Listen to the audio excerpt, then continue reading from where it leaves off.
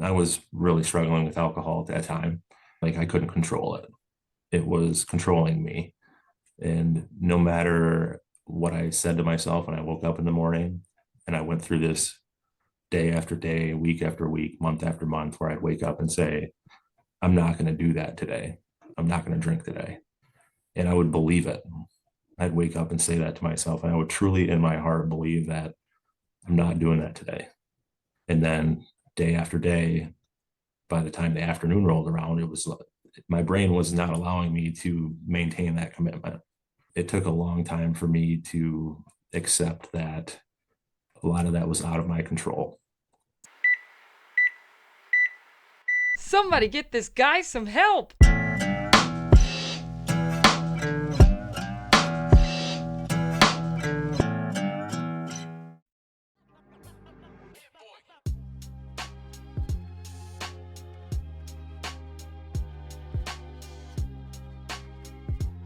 Or, put more simply, If you need help like this guy, call your own doctor. today we have Norman Curtis joining Renegade Psych. Norman has been a practicing pharmacist since 2012 and recently finished PA or physician assistant school in July of 2024. Just started working for Pleasant Psychology and is transitioning in his career towards working more in mental health in a rural area of Michigan, working primarily right now with kids and adolescents. For years, Norman quietly struggled with addiction to alcohol, Adderall, or both throughout his 20s and early 30s. After successfully coming off of alcohol in 2018, he experienced some significant legal consequences of an ongoing addiction to Adderall, which took another year to combat. And though I'm sure at the time it was devastating and it felt insurmountable, like so many things in our human lives, our judgments of them at the time may not reflect our judgments of them at a later time. AKA feeling like this was the worst thing that could happen to you later may have seemed like the most important thing that could have happened to put you on the path that you value thereafter. Norman reached out to me a few months ago as a listener or viewer of the podcast, and a subsequent phone call revealed a lot of similar philosophies on the field of psychiatry. And with his story being unique as a patient and a provider, I thought it was really important to have you on and really work towards one thing that you're passionate about, or at least that I've, heard that you're passionate about, is destigmatizing addiction. I appreciate you coming on the podcast and telling your story so much. Once we get past that discomfort of being open about whatever it is our shortcomings are, it really paves the way for us to live the life the way that we want and destigmatize and face head on any imperfections that we may have.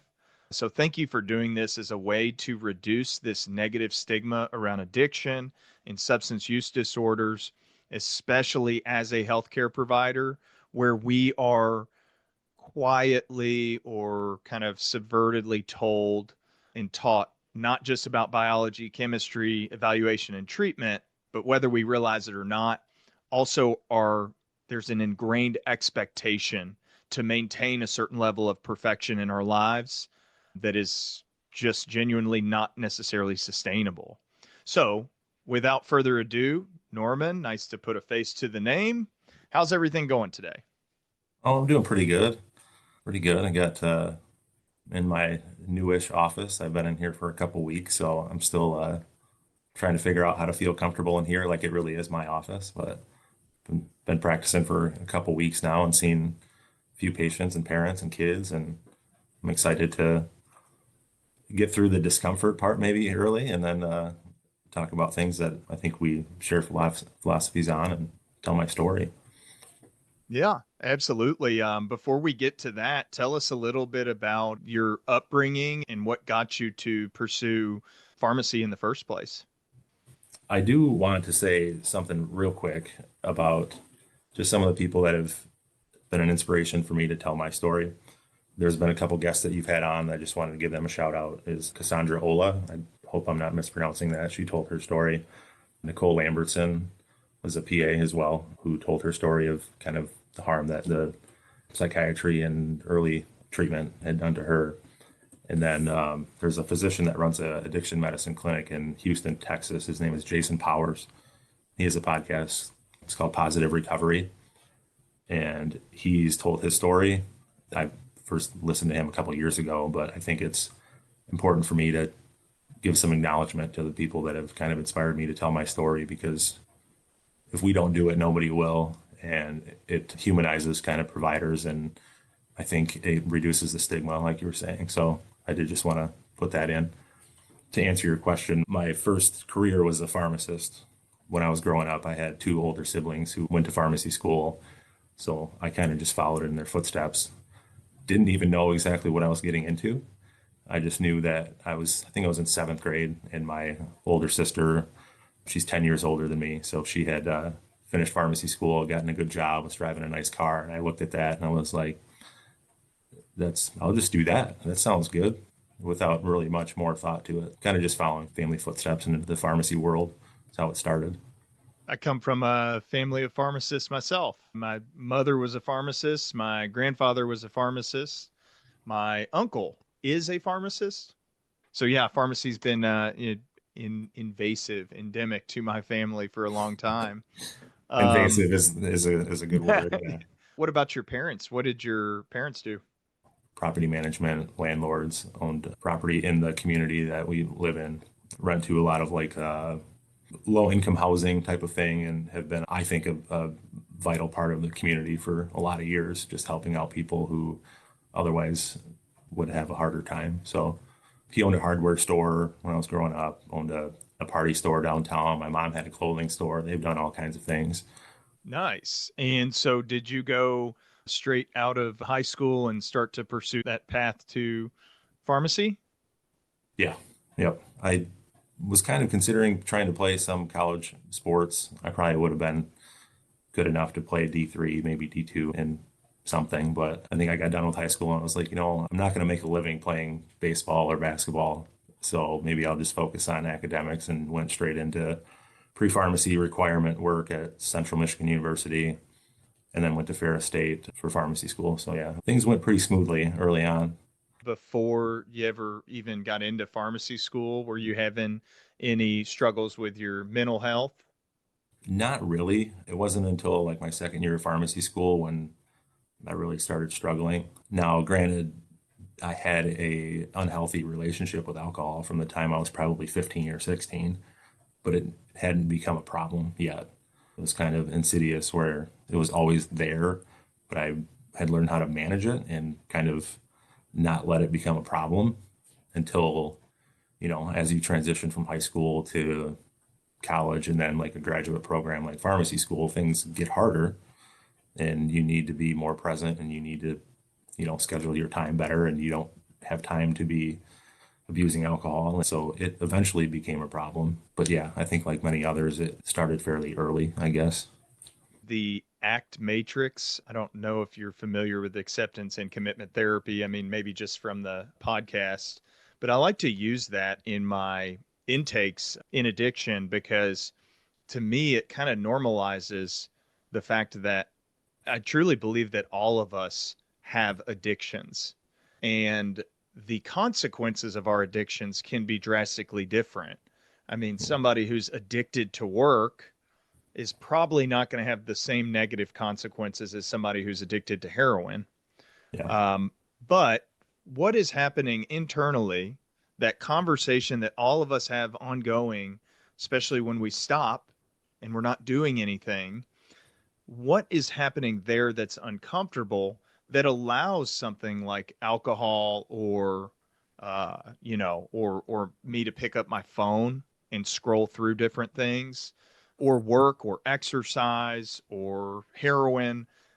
Those play a role to allow us to escape the discomfort, but it's temporary. I mean, I'm making the point that there is a reason why we do it that is reasonable. Yeah.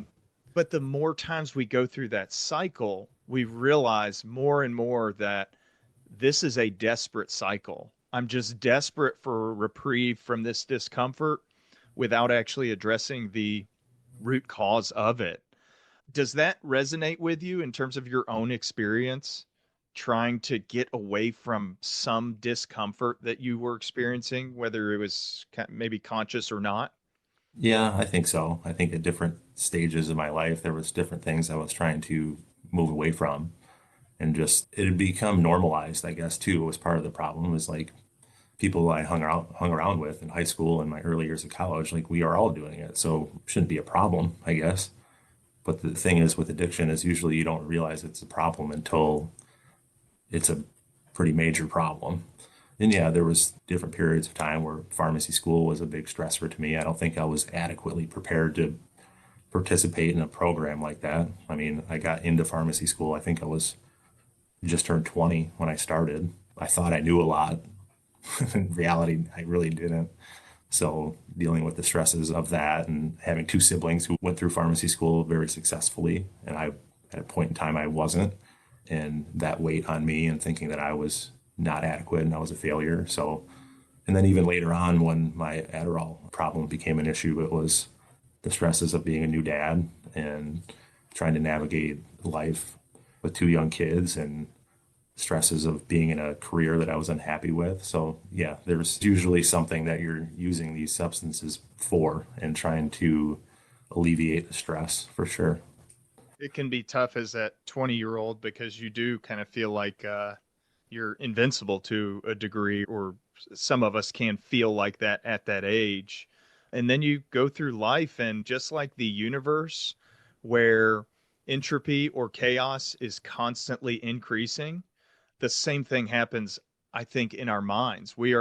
As we get older, we're exposed to more and more and more information. It doesn't mean we can consciously recall all of it, but there's no word in the dictionary for unlearn. These moments in time that we experience up to our older years, they just add on to each other. We don't have a way to get rid of past experiences. And with how our minds like to relate everything together, that means that we're able to come up with more things that we think we need to do or need to be concerned about as we get older. And then, gosh, you throw children on top of that, and it exponentially magnifies those possibilities. When did you have kids in this whole journey? My son was born in 2017 and my daughter was born in 2018. I was at that point struggling with both substances, really, alcohol and Adderall. Shortly after my daughter was born is when I started down the path to recovery, which I wish I could say it was a short path, but it's not how that works, unfortunately. Like I said, I started pharmacy school when I was 20. I probably started really struggling with alcohol when I was 21. Let's see, I was 30 when I was able to get sober from alcohol and Adderall. That's been 6-ish years now. Part of it feels like it was very recent and part of it feels like it was a lifetime ago. But yeah, there was basically a decade of struggling and trying to manage things and thinking that I can do this on my own. I don't need help type of thing. That thought process is kind of a blessing and a curse for me because I think I'm very capable, but there's also a time where you can't do things on your own. You need to ask for help. So it's been a process for sure. Congratulations. I mean, I'm not one to overemphasize a number. I'm much more concerned about the fact that when you have 6 years or whatever number that is, it allows you to move towards the things that are important to you, that you actually deeply care about, and embrace some of the discomfort. Did the birth of your daughter, was that an impetus or a wake up call? Yeah, I was really struggling with alcohol at that time. Like I couldn't control it. It was controlling me. And no matter what I said to myself when I woke up in the morning, and I went through this day after day, week after week, month after month, where I'd wake up and say, I'm not going to do that today. I'm not going to drink today. And I would believe it. I'd wake up and say that to myself. And I would truly, in my heart, believe that I'm not doing that today. And then day after day, by the time the afternoon rolled around, it was my brain was not allowing me to maintain that commitment. And it took a long time for me to accept that a lot of that was out of my control. I had gotten to the point where I was physically, mentally addicted to that substance, and it took over. By that point, I've made it through pharmacy school. I've been a practicing pharmacist for multiple years, maintained employment, not had been any real trouble, really. Got married, had kids, and I'm still at this point where it's like I can't I can't control it. And then, my daughter was born, and I don't know, something I had been trying to fix myself for a long time, but that was kind of one of the things along the line where it was whatever I'm doing so far is not working. So I don't want my kids to grow up and be functioning like this regularly. It was a burden on myself, it was a burden on my wife, it was a burden on everybody. I did a really good job of hiding it from a lot of people. So I was struggling with it kind of just internally by myself. But yeah, that was one of the turning points of trying to figure it out, I guess. We were talking a little bit before we started recording about how difficult it can be in general to combat an addiction and come to grips with it and be honest with yourself, but also more specifically, how difficult it can be as a healthcare provider who, as you go through school, you're held to this much higher standard. And it can be a lot harder to ask for help and to put that even publicly out there, or as, part of your public resume, so to speak. What was that process like for you to officially seek out treatment, even though you held that role as a pharmacist? My daughter was born February 28th of 2018. At that point, I'm struggling with trying to figure out how I get out of the addictive cycle that I'm in. It had gotten to the point where, like I was saying before, I'd wake up in the morning and tell myself there's certain things I wasn't going to do. I wasn't going to drink. I wasn't going to take more Adderall than I was prescribed. Um, Eventually, became I wouldn't even tell myself that anymore in the morning because I knew what was going to happen. It was not in the cards for me to be able to do that. So, with everything that's going on, I'm just trying to navigate life the best I can, knowing that I'm stuck in that cycle. Were you having physical withdrawal symptoms? Yeah. Physical alcohol withdrawal symptoms for sure. It had gotten to the point where I was drinking pretty regularly, like any times of the day, I guess, just to maintain some level of normalcy, I guess. And to somebody that's never been in that situation, that doesn't really make sense to them. But when having some level of Adderall on board in your system and some at least small level of alcohol on board in your system in order to feel normal, that's what normal was, I guess. I mean, once you've gotten to the point where your body has gotten accustomed to that, it's a level of maintenance, I guess. So it had gotten to that point, and I was trying to figure out how to escape that, basically, because I knew I needed to do something. And then I think my daughter being born, me looking at myself like I identified myself as just an addict and alcoholic. That's who I was. And that I haven't thought of myself like that in a long time. So I don't miss that feeling whatsoever. But that's how I looked at myself. And that's, I think, how people begin to look at themselves when they're in that situation is that's who you are. That's your being. That's your soul. That's who you're destined to be. But I knew deep down that that wasn't who I was, and that I was meant to do more and not just constantly be struggling. So, yeah, that was a turning point. And then getting help after that was it's a pretty short period of time between my daughter being born and me seeking out help and finding the right resources, because you can't just snap your fingers and find somebody that's going to help you. But I eventually was able to do that. I'm choking up thinking about my own kids over here. Just, you take on that role of, I'm a dad. And when you had seen yourself or thought of yourself as an addict, then you become a dad. I mean, that must have just been a whirlwind of emotions, of motivation to do things differently. What changed with, primarily with alcohol at this point in terms of like treatment in the acute setting that helped you kind of get over that barrier of physical symptoms? I kind of had two crutches that I could rely on at the time. One was alcohol and one was Adderall. So just a brief background with my Adderall, I was prescribed it when I was probably 25 or 26. So I was taking prescribed Adderall for 4-ish years probably. But that addiction developed the same way my alcohol did. It was a slow process where in the beginning, my Adderall prescription would last 30 days like it was supposed to, for quite a few months. And then it would last 28 days because I would take a little more when I wasn't supposed to. And, I guess I didn't anticipate it becoming as much of a problem as it was, but eventually it lasts 20 days and then 15 and then 10. And then I would go through a whole month supply in 30 days just with no control over what I was doing. So by the point that I'm asking for help, I have problems with Adderall and I have problems with alcohol, both. At that point, I was working full time as a hospital pharmacist.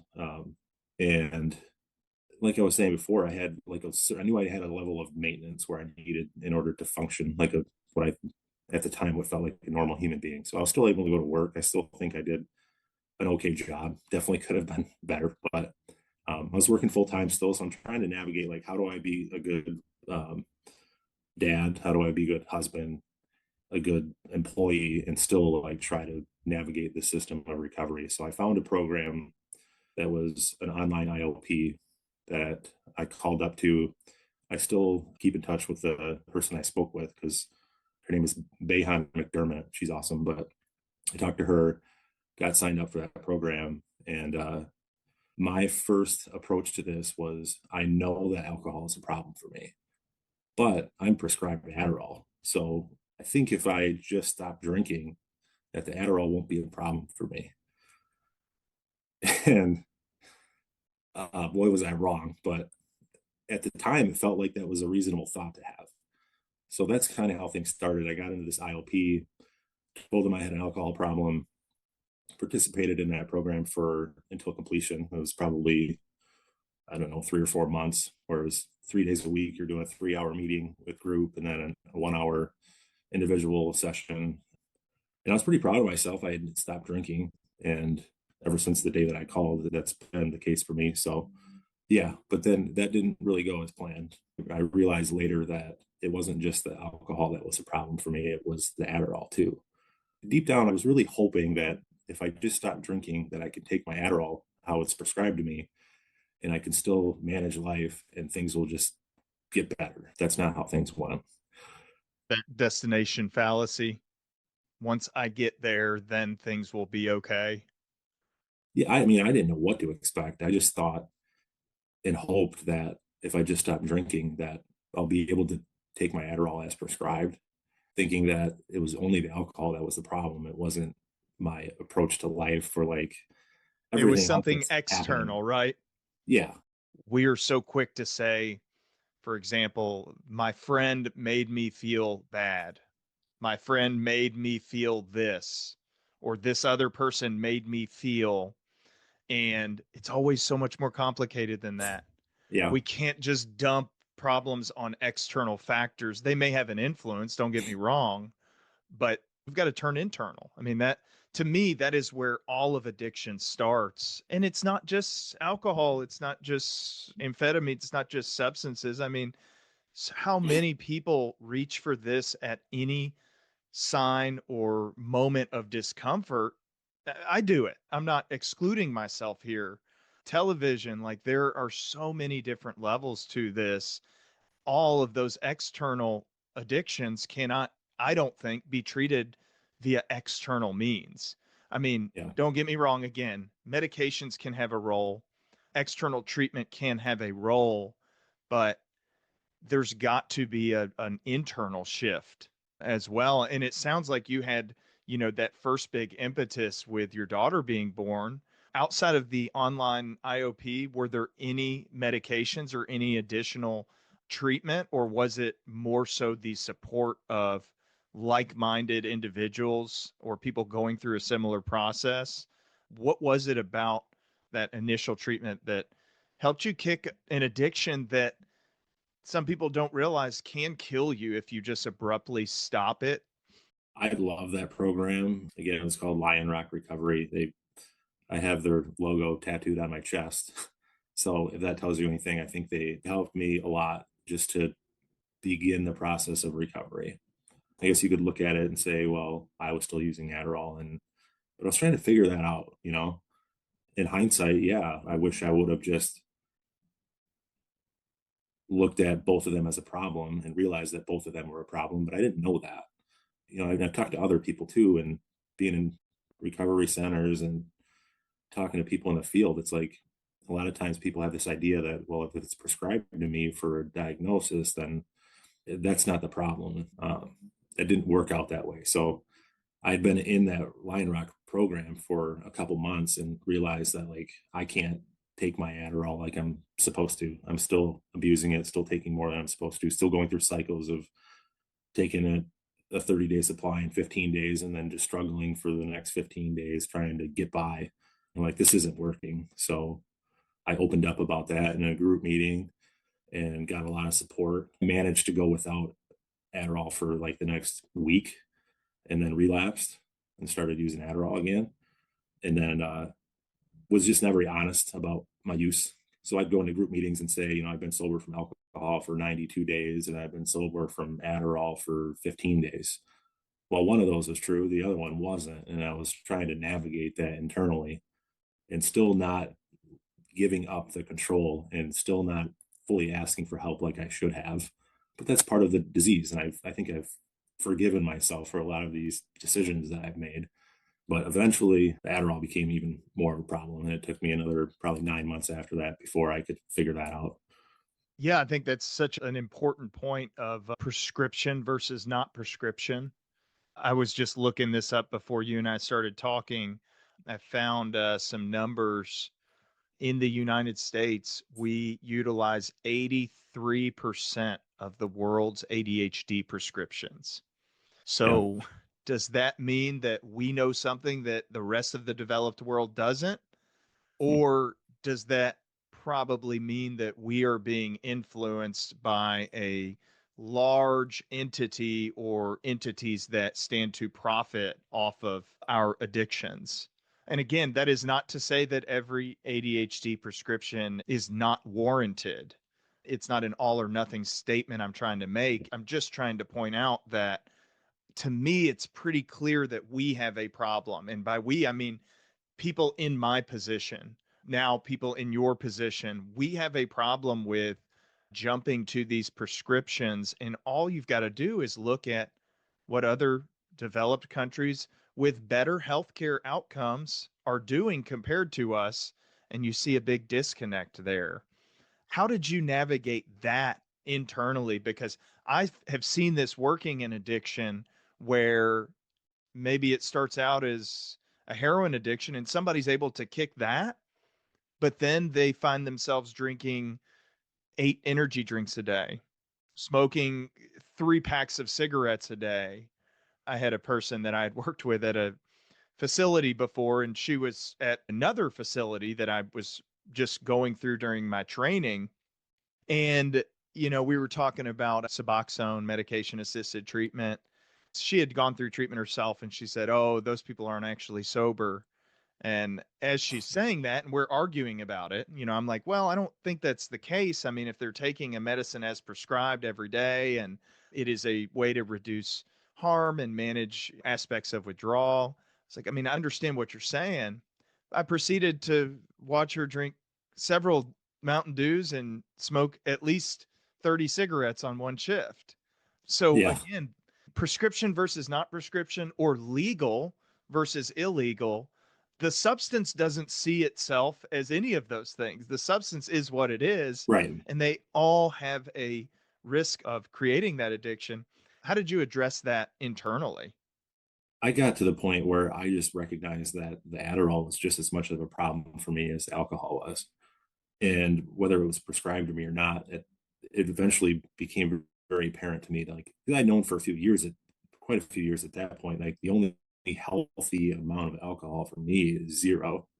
And then I took a long time later, the only healthy dose of Adderall for me is 0. It just doesn't work for me. It's taken me a long time to not demonize it as a substance because I have seen where it's benefited people, which was that was a whole nother story. It just didn't make sense to me. I had interviewed people on my clinical rotations and had them tell me that they could take it or leave it. Like some days they take it, some days they don't. It wasn't like any concern. Like in my brain, I'm like, that doesn't make sense to me. So things aren't black and white, like you're saying. Like you can't look at substances, whether it's Adderall or like Suboxone, like you're saying, and have this black and white thinking of, well, you're not sober if you're on Suboxone. Like that's just not real recovery. That's just not true. There's more nuance to that. There's more things to that, to where it may help some people live a full, healthy, productive life, and they thank God for it every day. Some people, it might not work well for them. I'm in a new position working as a PA and seeing patients now. I try to see things that way. You can't treat everybody with an algorithm because we're all different. Part of my experiences of learning that as a patient and struggling with Adderall and struggling with alcohol and going through the whole process, it gives me a perspective where I think I can be helpful to people. And even talking with parents about like their hesitation to medicate their kids. And you just have to take time with people. And I never got that. So part of the reason I went back to school and left pharmacy is because I wanted to be a provider who did give thorough, informed consent to people. We don't do that. I mean, as a healthcare system, our whole system does such a poor job at that. That's not going to be how I practice. Am I going to be perfect? No, but people are going to be aware of what they're putting in their body and understand the risks and be part of a collaborative decision-making process of what's best for them or what's best for their kid. I never got that. So there's not a lot of things that I guess make me angry. I'm a pretty relaxed person, but when I look back at that and think just kind of what my diagnosis process was, the treatment process was, what questions they asked me about my family history of addiction, why nobody ever, when I was asking to have my prescription refilled as soon as possible on every single month, nobody ever asked me why. There's just things that were red flags that as a provider, we should be aware of these things. And I love that I get to be that provider now. And I think and hope provide quality care and inform people of what they're doing. It's been a long process going from being the patient in an IOP and going through alcohol addiction, Adderall addiction, finding recovery, deciding to apply to PA school, get accepted, go through that, and get to the point now where I just recently started practicing. And we need to do better, basically, is I think the summary of that. You have done an amazing job at recognizing these things in your own life and then managing the uncertainty that I'm sure came in the years that followed of what would the trajectory of your life look like after that. And then now finding a way to take your own lived experience and use it to lift other people up, use it to inform other people of what we know and what we don't know about these prescriptions. And you're getting in on that very early level with people, treating kids and adolescents. I'm curious to hear a little bit more specifically about that initial diagnosis that you got and the initial prescription. What kind of fault do you see in how that process went years later?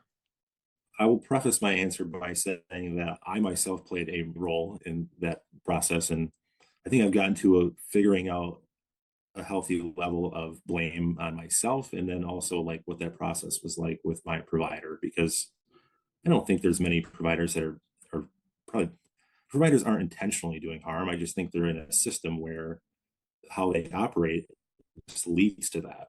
But yeah, my diagnosis was based on a very brief interview with the psychiatrist I was seeing.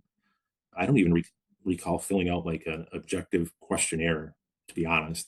I may have, and if it wasn't anything extensive, if it was. And would you have known how you needed to answer it? Like, Yeah, were you going into the evaluation knowing what you were seeking out and having a good idea of how you would need to answer any given questions on a questionnaire? the short answer is yes. The longer answer is I had read a few books about ADHD diagnosis and like I meet the criteria, I guess. So I've just learned a way to navigate life in a way to where I've been able to still finish pharmacy school and like be relatively successful in certain areas of my life. But it's just been figuring out how to do that. So I don't know. I think it was just very quick and easy to go from walking in the door to getting a prescription for Adderall. And I think he started me on XR20s, so Adderall XR20, and then a 10 milligram PRN dose too.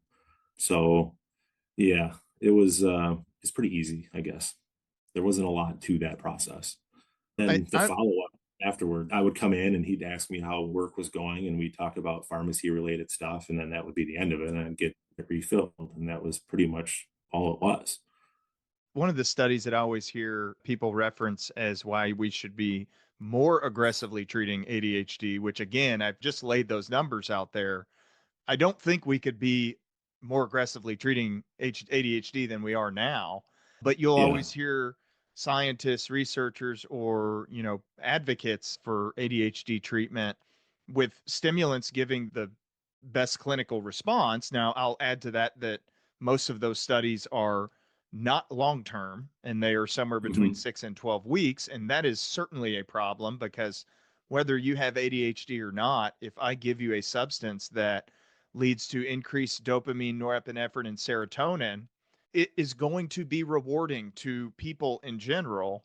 And we don't Yeah. have a great way to confirm the diagnosis like you can, for example, with Parkinson's, where you are able to measure the amount of dopamine transmission that is going on in that person's brain and feel very, very confident paired with the clinical symptoms that you have a specific diagnosis.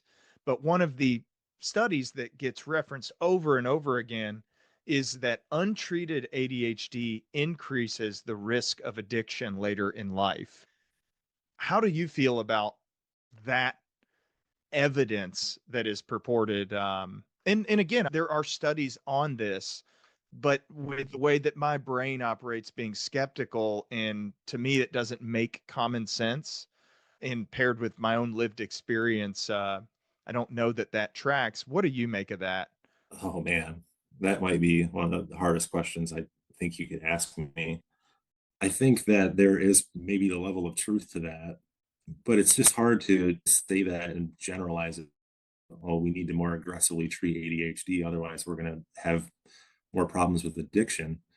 If we aggressively treat more people for ADHD the way that we're doing it, I don't think that we're doing a favor to society. I'm sure that there are individuals who are undiagnosed at a young age, never got treatment, and then struggled with the symptoms of ADHD, struggled to focus, struggled to stay ahead in school, struggled to keep up with their peers, and that led to negative outcomes and consequences, and maybe using substances to self-medicate. But as a general statement, yeah, that's tough. I don't know. It's tough for me because, I mean, 2006, we are prescribing 8 million grams of amphetamines in the United States. And in 2006, we had roughly 25,000 overdose deaths, fatal overdoses, right? Yeah. Acute overdoses. By 2021, we're now prescribing 25 plus million grams of amphetamines. So more than 3 times the amount we were in 2006. And in 2021, we have over 100,000 people dying from drug overdoses. So again, I mean, I agree with what you pointed out. I think there are people out there that have ADHD that would limit their risk of addiction later in life. But clearly, the way that we're doing things is not leading to better addiction outcomes.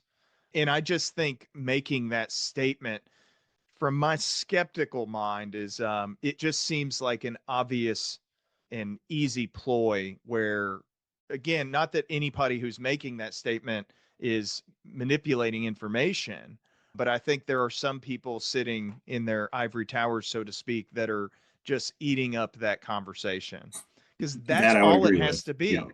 All it's got to be in any form of healthcare is let's initiate a conversation and get people arguing about this so that there's one side and the other side. Disclaimer. This podcast is for informational purposes only. The information provided in this podcast and related materials are meant only to educate. This information is not intended as a substitute for professional medical advice. While I am a medical doctor and many of my guests have extensive medical training and experience, nothing stated in this podcast nor materials related to this podcast, including recommended websites, texts, graphics, images, or any other materials, should be treated as a substitute for professional, medical, or psychological advice, diagnosis, or treatment. All listeners should consult with a medical professional, licensed mental health provider, or other healthcare provider if seeking medical advice, diagnosis, or treatment. Or, put more simply, If you need help like this guy, call your own doctor. Thanks again for watching and or listening. If you're passionate about the subjects that I discuss on the channel, do me a favor and like, comment, subscribe, do whatever you can to make your voice heard, that these are problems that must be addressed in our society. If you have any questions, comments, or concerns, I want to hear them. Feel free to reach out on social media or email us at renegadepsych@gmail.com. And if you'd like to be a guest of the show, or you have a connection to somebody that you think would be a good guest, let us know. Thanks again for listening.